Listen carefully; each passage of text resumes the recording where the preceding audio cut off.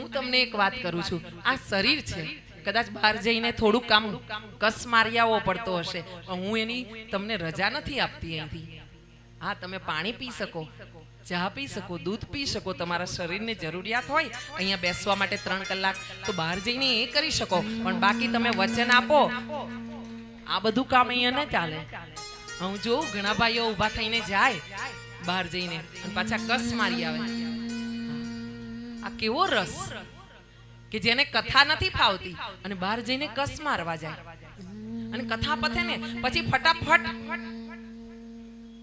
હા મને બી આવડી ગયું છે આમ કરતા. જો કથા પછી તો હા મેં મારી જિંદગીમાં કોઈ અપવિત્ર વસ્તુનું નામ નથી લીધું મારા મોઢે, પણ જ્યાં જ્યાં દર્શન થાય ને એ વસ્તુ કોકવાર મગજમાં આવી જાય. હા એટલે